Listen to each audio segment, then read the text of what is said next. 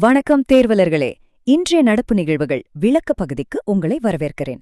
உங்க நேரம் எவ்வளவு முக்கியம்னு எனக்கு நல்லாவே தெரியும். அதனால இன்னைக்கு, அதாவது மே 13ஆம் தேதிக்கான தேர்வில் நேரடியா கேட்கப்பட வாய்ப்புள்ள மிக முக்கியமான தகவல்களை கிறிஸ்பா ஆனா ரொம்ப தெளிவா பார்க்க போறோம். சரி, வாங்க நேரடியா விஷயத்துக்குள்ள போயிடலாம்.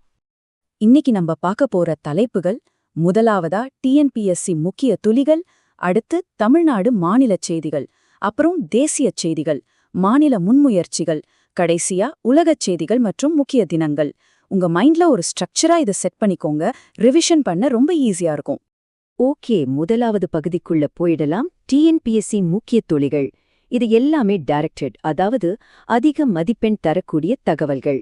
இந்த 5 பாயிண்ட்ஸும் எக்ஸாம் பாயிண்ட் ஆஃப் வியூல ரொம்ப முக்கியம். கலிஃபோர்னியால ஐஐடி மெட்ராஸ் அமைச்சிருக்க அடிப்படை தொழில்நுட்ப மையம் 2026 ஆர்கிபால்ட் பரிசு வென்ற ரிச்சர்ட் லூவர், அப்புறம் டிஎஸ்சிஏ அங்கீகாரம் பெற்ற முதல் சிறப்பு நிறுவனமான ஜேஜியு. இதுல முக்கியமா கவனிக்க வேண்டியது என்னன்னா, அஸ்ஸாம் முதலமைச்சரா தொடர்ந்து 2வது முறையா ஹிமந்த பிஸ்வா சர்மா பதவியேற்றிருக்கார். காங்கிரஸ் அல்லாத ஒரு தலைவர் இப்படி தொடர்ந்து 2 முறை வர்றது இதுதான் முதல் முறை. அப்புறம் மே 12 சர்வதேச தாவர ஆரோக்கிய தினம்.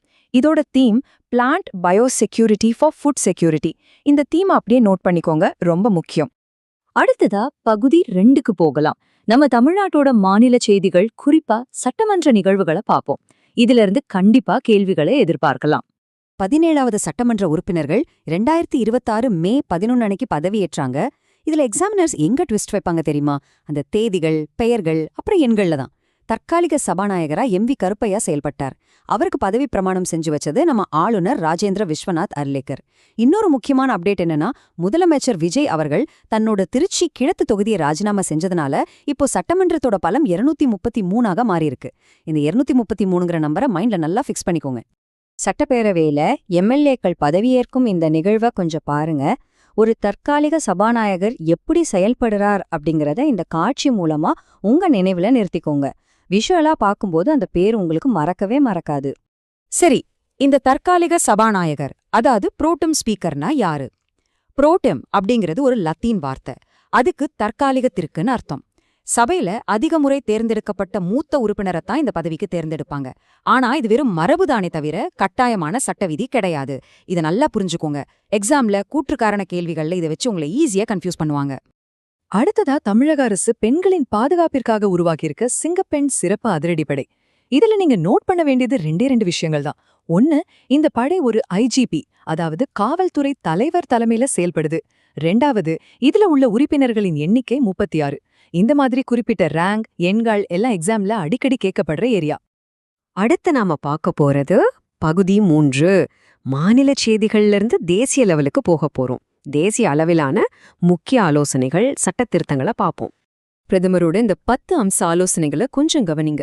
நம்ம நாட்டோட அந்நிய செலாவணி இருப்பு குறையாம இருக்க என்னென்ன பண்ணலாம்னு இதுல சொல்லியிருக்காங்க. தேவையற்ற வெளிநாட்டு பயணங்களை தவிர்க்கிறது, அடுத்த ஒரு வருஷத்துக்கு தங்கம் வாங்குறது தள்ளி போடுறது, முக்கியமா சமையல் எண்ணெய் பயன்பாட்டை குறைக்கிறது.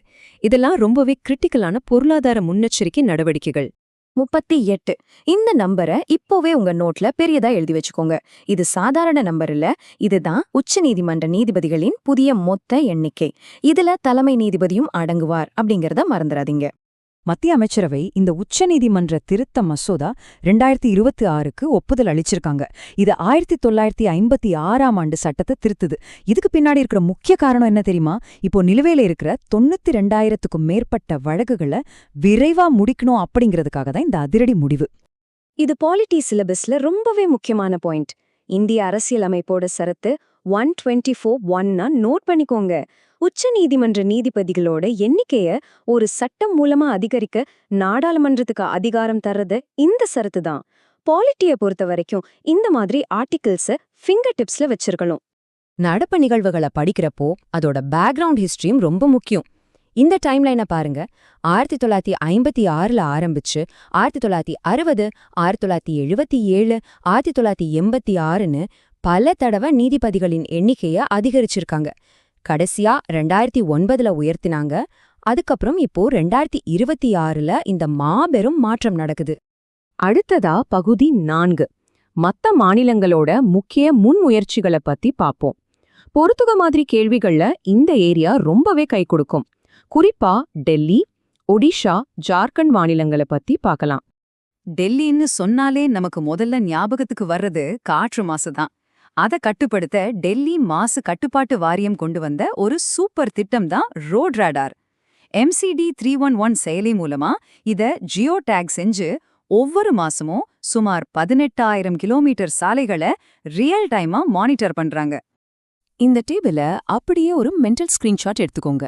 இந்த திட்டத்துல எந்தெந்த மாசங்களை கண்காணிக்கிறாங்கன்னு இதுல இருக்கு. சாலை புழுதி, குப்பைகள் மற்றும் நெகிழி எரிப்பு, உயிரிய கழிவு எரிப்பு, வாகன உமிழ்வுகள்னு இதையெல்லாம் நல்லா படிச்சுக்கோங்க. எக்ஸாம்ல ஆப்ஷன்ஸ் கொடுத்து உங்களை ரொம்ப சுலபமா குழப்பு வாய்ப்பு இருக்கு. அடுத்து ஒடிஷாவை பத்தி பாப்போம். பிரதான் மந்திரி ஆவாஸ் யோஜனா நகர்ப்புறம் 2.0 திட்டத்துல ஒடிஷா தான் இப்போ இந்தியாவிலேயே நம்பர் 1. செப்டம்பர் 2024ல தொடங்கப்பட்ட இந்த திட்டத்துல வீடுகளோட அஸ்திவாரத்தில் இருந்து கட்டி முடிக்கிற வரைக்கும் ஜியோ டேகிங் மூலமா பக்காவா கண்காணிச்சு வீடுகளை கட்டி முடிச்சிருக்காங்க. ஒரு தேசிய இலக்க மாநிலங்கள் எப்படி வெற்றிகரமா செயல்படுத்தலாம் என்பதற்கு ஒடிஷா தான் பெஸ்ட் எக்ஸாம்பிள். இந்த நம்பர்ஸ பாருங்க, இது உண்மையிலே ஒரு அசாத்தியமான வளர்ச்சி. ஜார்க்கண்ட் மாநிலத்தோட ஆரம்ப பள்ளி இடைநிற்றல் விகிதம் 2014-15ல 6.41% இருந்துச்சு. ஆனா இப்போ நிதி ஆயோக் மற்றும் UDISC+ தரவுகளின்படி அது 0% குறைஞ்சிருக்கு. ஒரு மாநிலத்துல 0% டிராப் அவுட் அப்படிங்கிறது ரொம்ப பெரிய அச்சீவ்மெண்ட். இந்த 0% அப்படிங்கிறத கண்டிப்பா மறக்க மாட்டீங்கன்னு நினைக்கிறேன். நம்ம விளக்கு பகுதியோட கடைசி கட்டத்துக்கு வந்துட்டோம். பகுதி 5, உலகச் செய்திகள் மற்றும் முக்கிய தினங்கள். இது ஒரு சர்வதேச செய்தி என்றாலும் இது நேரடியா நம்ம தமிழ்நாட்டோட தொடர்புடையது. அதனால இது டபுள் இம்பார்ட்டன்ட். தமிழ்நாட்டைச் சேர்ந்த மணிவண்ணன் அவர்கள் நிரந்தர விசா எதுவும் இல்லாமலேயே ஸ்காட்லாந்து நாடாளுமன்றத்துக்கு உறுப்பினரா, அதாவது MSP-யா தேர்ந்தெடுக்கப்பட்ட முதல் நபர் அப்படிங்கிற வரலாற்று சாதனையை படைச்சிருக்கார். கடைசியா ரொம்பவே எமோஷனலான ஒரு வரலாற்று நிகழ்வு. 2ஆம் உலகப் போரில் உயிரிழந்தவர்களை நினைவு கூறும் விதமா ஐக்கிய நாடுகள் சபையால் மே 8 மற்றும் 9 ஆகிய தேதிகள் அனுசரிக்கப்படுது. இதுல முக்கியமா மே 8ஆம் தேதி ஐரோப்பாவின் வெற்றி தினமா, அதாவது VE டேயா கொண்டாடப்படுது அப்படிங்கறத நோட் பண்ணிக்கோங்க. இன்னைக்கு செஷனை ஒரு முக்கியமான கேள்வியோட நிறைவு செய்றேன். 1945ல 2ஆம் உலகப் போருக்கு பிறகு ஐக்கிய நாடுகள் சபை உருவாக்கப்பட்டுச்சு. அந்த வரலாற்று நிகழ்வு இன்னைக்கு உலகத்துல நடக்கிற அமைதி முயற்சிகள்ல எந்த அளவுக்கு தாக்கத்தை ஏற்படுத்துதுன்னு கொஞ்சம் சிந்திச்சு பாருங்க. இப்படி வரலாற்ற இன்னைக்கு நடக்கிற விஷயங்களோட கனெக்ட் பண்ணி படிக்கிறது தான் எக்ஸாம்ல ஜெயிக்கிறதுக்கான சீக்ரெட். தொடர்ந்து படிங்க, உறுதியா நம்புங்க. சீக்கிரமே அடுத்த செஷன்ல மீட் பண்ணலாம்.